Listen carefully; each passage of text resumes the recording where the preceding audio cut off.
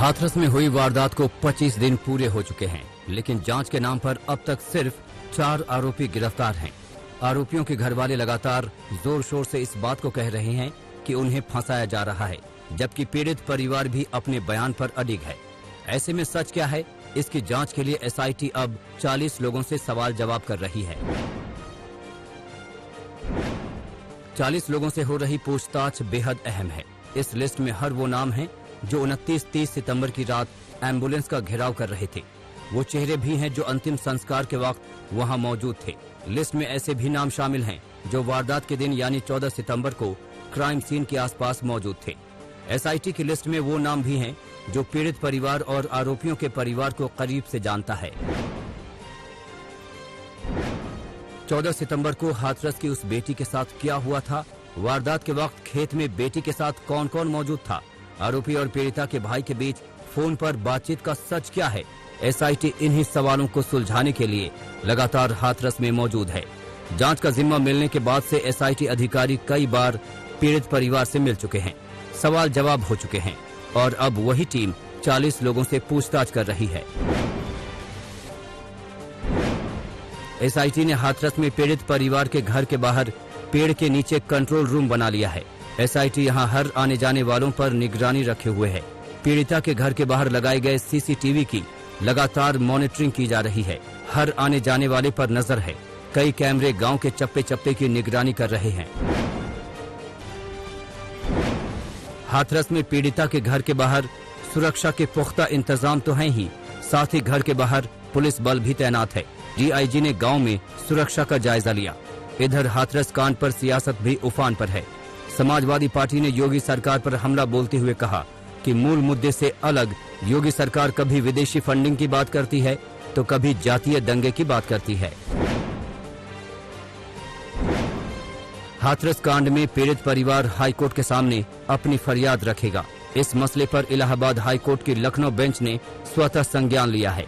High court में 12 अक्टूबर को सुनवाई होनी है, लेकिन 11 अक्टूबर को ही पीड़ित परिवार से 5 लोग लखनऊ जाएंगे। आपको बता दें कि अदालत ने खुद संज्ञान लेकर योगी सरकार को नोटिस भेजा था और पीड़ित परिवार को मौजूद रहने के लिए कहा था।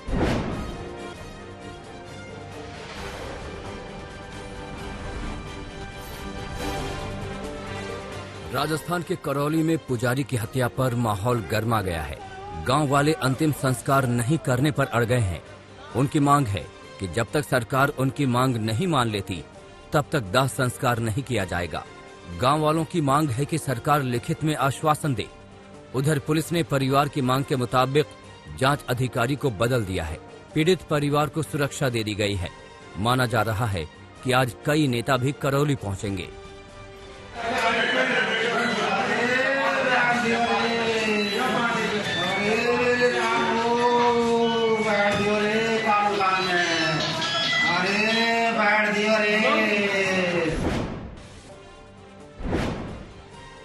राजस्थान के करौली में एक मंदिर के पुजारी के ऊपर पेट्रोल डालकर आग लगाने की घटना सामने आई है।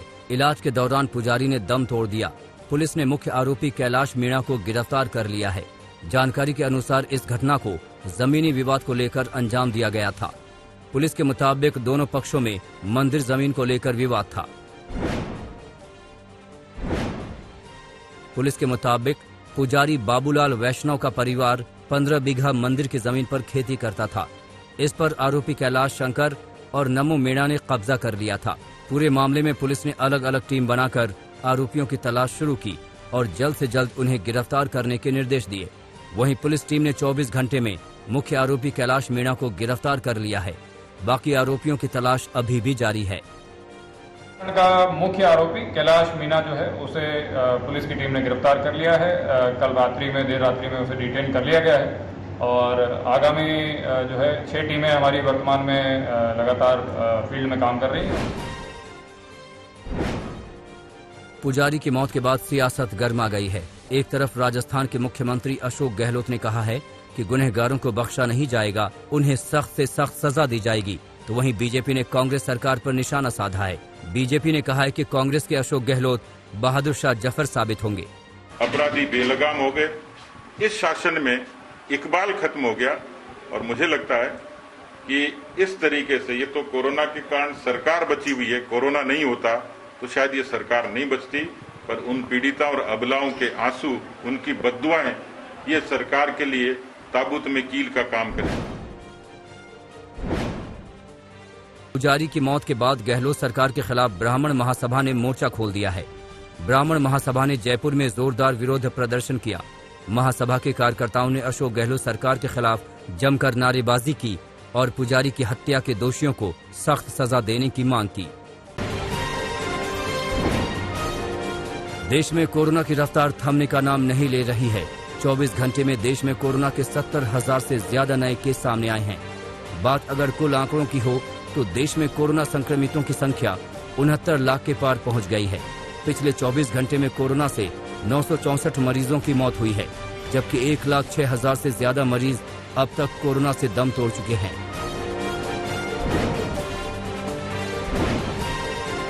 लद्दाख में वायुसेना के जवानों ने खारदुंगला दर्रे में 17,982 फीट की ऊंचाई पर स्काई डाइव लैंडिंग का नया रिकॉर्ड बनाया है। इससे पहले का रिकॉर्ड भी इन्हीं दोनों जवानों के नाम था। वायुसेना प्रवक्ता विंग कमांडर इंद्रनील नंदी के मुताबिक विंग कमांडर गजानंद यादव और वारंट अधिकारी A.K. तिवारी ने C-130J विमान से सफल स्काई डाइविंग की। इसके बाद वो लेह के खारदुंगला दर्रे में उतरे। वायुसेना के अधिकारियों ने दोनों को इस रिकॉर्ड के लिए बधाई दी है।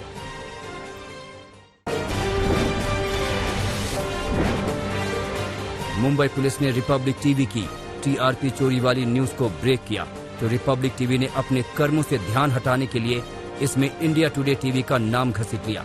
लेकिन पुलिस के पास रिपब्लिक के खिलाफ पक्के सबूत हैं। सूत्रों के मुताबिक रिपब्लिक टीवी के चीफ फाइनेंसिंग ऑफिसर यानी CFO को मुंबई क्राइम ब्रांच ने समन भेजकर शनिवार को पेश होने के लिए कहा है।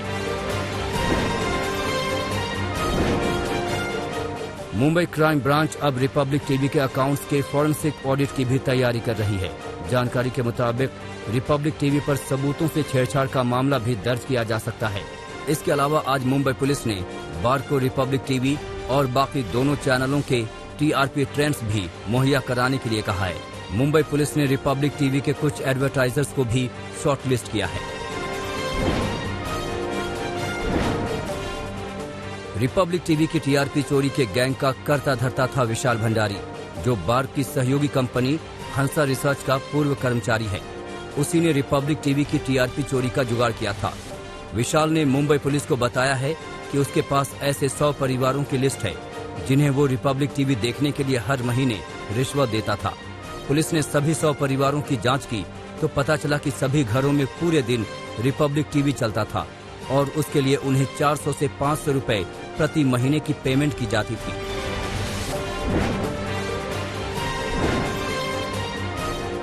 TRP रेटिंग्स में हेराफेरी का मुख्य आरोपी रिपब्लिक टीवी अपनी आपराधिक करतूत को छिपाने के लिए इंडिया टुडे ग्रुप जैसे भरोसेमंद नेटवर्क पर मनगढ़ंत आरोप लगा रहा है।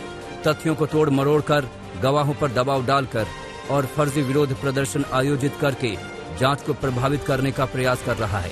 इंडिया टुडे ग्रुप ने 45 वर्षों से पत्रकारिता के सर्वोच्च नियमों का पालन किया है। इंडिया टुडे का हर कदम पत्रकारिता के स्वर्णिम मानकों के मुताबिक व्यवहार करने की इच्छा से प्रेरित है। इंडिया टुडे ग्रुप का FIR में नाम जरूर है, लेकिन किसी अभियुक्त या गवाहों ने इसकी पुष्टि नहीं की है, बल्कि अभियुक्त और गवाह मुख्य रूप से रिपब्लिक भारत और 2 अन्य चैनलों फक्त मराठी और बॉक्स सिनेमा का नाम ले रहे हैं। इंडिया टुडे ग्रुप में हम मानते हैं कि हम न्यूज रूम चलाते हैं, कोई अदालत नहीं। हम ये मानते हैं कि पत्रकारों के लिए न्यायाधीश और जूरी की भूमिका निभाना सही नहीं है। इसलिए खुद पर लगे झूठे आरोपों और इन आरोपों को लगाने वाले लोगों के खिलाफ इंडिया टुडे ग्रुप अब इंसाफ के लिए कानूनी रास्ता इख्तियार करने वाला है।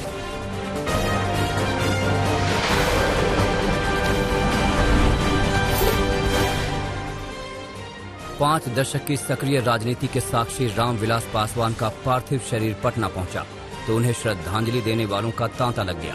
बिहार के CM नीतीश कुमार और डिप्टी CM सुशील मोदी समेत बिहार के बड़े नेता रामविलास पासवान को श्रद्धांजलि देने पहुंचे। RJD नेता तेजस्वी यादव भी रामविलास पासवान को श्रद्धांजलि देने पहुंचे। रामविलास पासवान का पार्थिव शरीर एयरपोर्ट से विधानसभा परिसर ले जाया गया। आज सुबह 10 बजे गंगा किनारे रामविलास पासवान का पूरे राजकीय सम्मान से अंतिम संस्कार किया जाएगा। परसों रामविलास पासवान ने दुनिया को अलविदा कहा तो पूरे देश में उनके चाहने वालों में शोक की लहर दौड़ पड़ी। रामविलास पासवान के आखिरी दर्शन के लिए उनके आवास 12 जनपद पर तांता लग गया।